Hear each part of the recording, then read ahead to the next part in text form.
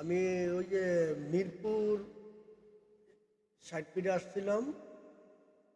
ওই আমার যে নতুন বাইকটা, যে বাইকটা মাত্র নিয়ে আসলাম, এই বাইকটার কিছু টাকা বাকি ছিল, তাই নিয়ে মনে করছে যে বাকি টাকাটা দিয়ে আসে। ওই উদ্দেশ্যে মিরপুরে আসার পরে টাকাটা দিয়ে নিচে নামলাম। নিচে আবার এটা আমার শোরুম। আমি শোরুমটা একটু ঘুরে যাই। আবার শোরুমের ভিতরে অনেক কিনা পরিচয় লোক ছিল, আছে। আমার কিছু ভাতিজা বাইকটা আছে, এই জায়গায় চাকরি করে, কাজ করে, খুব ভালো। একবার দিয়ে আমার এই জায়গাটা চিনা। তাই যে মোটামুটি শোরুমে ঢুকলাম। ঢুকার পরে দেখলাম গাড়ি, প্রচুর গাড়ি, অনেক নতুন কালেকশন, অনেক গাড়ি, প্রচুর গাড়ি। আমি এই গাড়িটা আমি এনতে নিয়েছিলাম।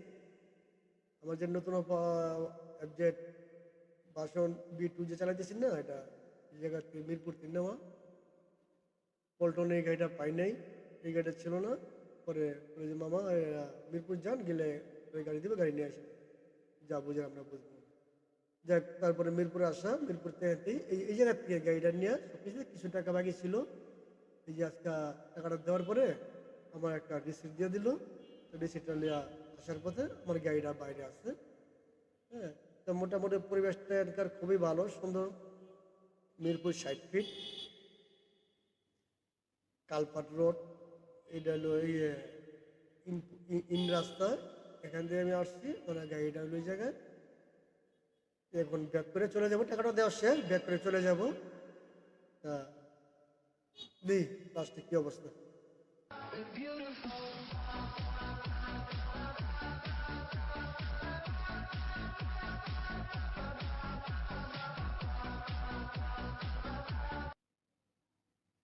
মোটামুটি কিন্তু এই জায়গায় কিন্তু অনেক গাড়ি বেশি কিনা হয়। হ্যাঁ, ঢাকার ভিতরে হয় আপনাকে পল্টন, আর মিরপুরের ভিতরে এই শোরুমে, এই একটাই শোরুম 60 ফিট যেটা। হ্যাঁ, অনেক গাড়ি কালেকশন হয়। ঢাকার থেকে হেন কম না, প্রচুর প্রচুর গাড়ি কালেকশন হয়। এই যে আমার গাড়িটা এখন চলে যাই, দেখি বাকিটা আল্লাহর ইচ্ছা, আল্লাহ কি করে। তো বাইরে আসি, রাস্তাটা খুব সুন্দর রাস্তা, দিনটা খুব ভালো, কিন্তু প্রচুর গরম লাগছে। যখন আসার পথে রাস্তাঘাটে অনেক জাম ছিল। এই জাম ঠেলে ঠেলে আসার পরে অনেক ওদিক দিয়ে অনেক জাম। কিলার জাম কিসের জন্য? এই গরুর হাট মাঠ বসছে, গরু গরু আস্তে আস্তে ঢাকার বাড়ির থেকে জাম তো অবশ্যই হবে, হওয়ার কথাই, ঠিক আছে। তো এই হলো অবস্থা। তো এখন প্রচুর গরম লাগতেছে, রোদটা আজকে, রোদটা পুরা সিরিয়াসলি একটা রোদ। এই রোদের ভিতর পুরো শরীর টরীর ঘেমে আছে। তাই যাকে নিয়ে বাড়িতেছি, দেখা যাক সামনে কি অপেক্ষা করে।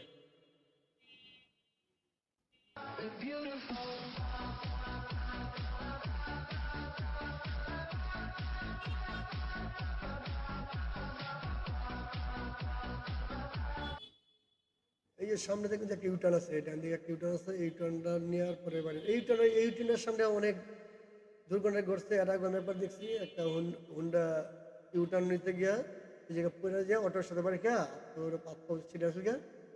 ওই ভিডিওটা আমার আছে। হ্যাঁ, মন চলে দেখে নিয়েন। এই হলো অবস্থা। রাস্তাঘাট মোটামুটি এদিকে ফাঁকা ফাঁকা, মাঝে মাঝে একটু ওই 3-4 রাস্তা মোড়লে একটু যে একটু যানজট হয়। ঈদের বাজার হওয়ার কথাই, আর অটো দো অটোই, অটোর কথা আর বলার মতো কিছু নাই। এই হলো অবস্থা। তো মোটামুটি ভালো ফিল করতেছি, রাস্তাঘাট পুরো ক্লিয়ার আসছে, দিনটা খুবই খুবই ভালো। তো যাক, আর ভিডিওটা করা আমি একটা ইয়ে আপনার একটা ইয়ে হেলমেট মাউস একটা কিনছিলাম। এটা আপনার শোলের সাথে ফিটিং করে বুকের ভিতরে ক্যামেরা লাগে। আমার ক্যামেরাটা এখন আছে গিয়ে আমার সিনার ভিতরে ক্যামেরাটা লাগানো। তো ভিউটা মোটামুটি আমি পুরো ভালো একটা ভিউ পাইতেছি। আমার গাড়ির যে সামনাটা পুরোটা আসতেছে, আমার লুকিং গ্লাস দোনোটা আসতেছে, মিটার মুটার সব আসতেছে, আমার দোনোটা হাত মোটামুটি খুবই ভালো। কিন্তু আমার মনে হয় যে এই জায়গা ক্যামেরাটা নিয়ে মনে হয় ভিডিও করলে সবথেকে বেশ ভালো। হেলমেটও তো আছে, হেলমেটটা গাড়িটা একটু কম দেখা যায়, সামনের ভিউটা দেখা যায় একটু বেশি। এটা সামনে গাড়ি নিয়ে সামনের ভিউ সহকার পুরো ক্লিয়ার আসতেছে।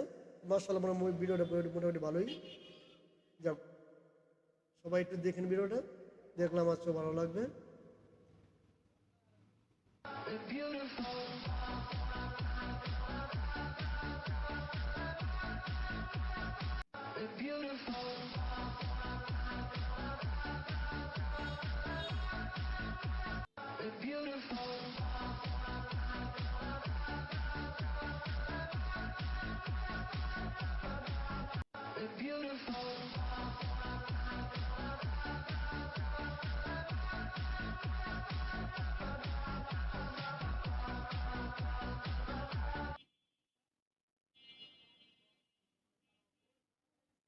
যাক মোটামুটি রাস্তাঘাট ভালোই আছে। যাক ওই যেটা বলতেছিলাম পরে ওই গাড়িটা যে নিচে এই গাড়িটাই যখন গাড়িটা আমি নেই মানে এটার আগে আমার একটা জিক্সার গাড়ি ছিল, জিক্সার নেকেট, হ্যাঁ, FIA ওটা ভালো ভালো গাড়ি ছিল, কিন্তু গাড়িটা চালায় আমি কোনো ভালো ফিল পাই না। আমার এক ভাগিনা আছে, মানিকনগর থাকে, না নাইম করে নাম, আবার বাইক টেকের কাজ কোজ করে, বাইকের ওয়ার্কশপ আছে কাজ করার জন্য, হ্যাঁ।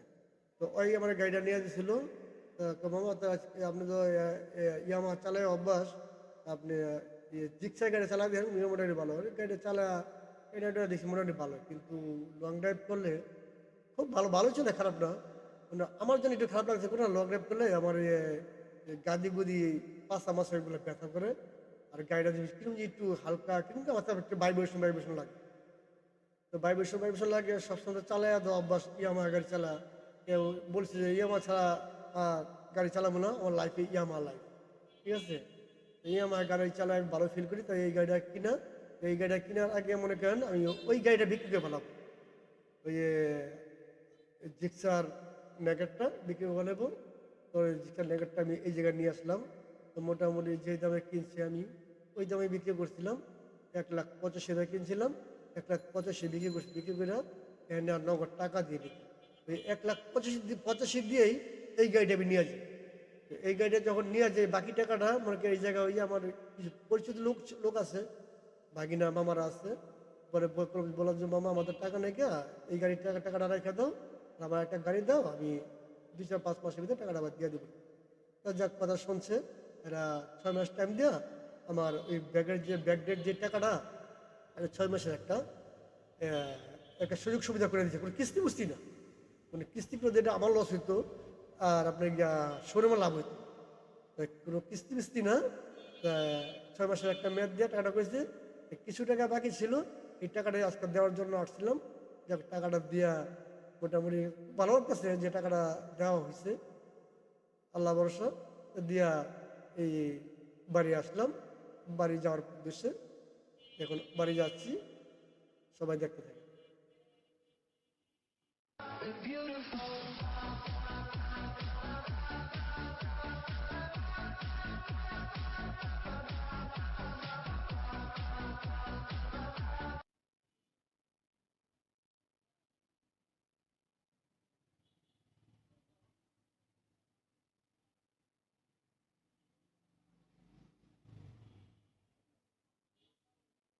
যাক মোটামুটি রাস্তা খুব ফ্রি আছে, মাঝে মাঝে একটু অটো রিক্সার একটু যায় ঝামেলা, এটা থাকবে, আমাদের দেশ যায় ঝামেলা থাকবেই, এই যায় ঝামেলা মাথায় রেখেই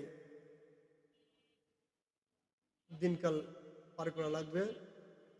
আমাদের দেশ তো আমরা কেউই তো কোনো আইন ঠিক মতো মানি না, আর আমরা বাইক গালারাই ঠিক মতো মানি না, তাহলে অটোমোটার রায়রা মানব কই থেকে। তারপরে আমরা খুব কেয়ারফুল, যারা যারা বাইক চালাই মোটামুটি কেয়ারফুলি থাকি। কেয়ারফুলি বাইক চালাকে সময় থেকে জীবনের মূল্য হলো অনেক বেশি। এইরকম দুর্ঘটনার মৃত্যু আমি একে একে 3টা দুর্ঘটনা করছি, তিনটা চালায় বাসে আনছে, মোটামুটি খুব কেয়ারফুল গাড়ি চালাই। তারপরে বিপদ আর কখন আসে তা তো বলা যায় না। যাক ভিডিওটা আরো বেশি বড় নাই করি, এই পর্যন্ত শেষ করে দিই, পরে 15-10 মিনিট ভিডিওটা হয়ে গেছে। যদি ভালো লাগে ভিডিওটা দেখবেন, আপনাদের মন্তব্য জানাবেন, এই বলে আর শেষ করছি। আল্লাহ হাফিজ।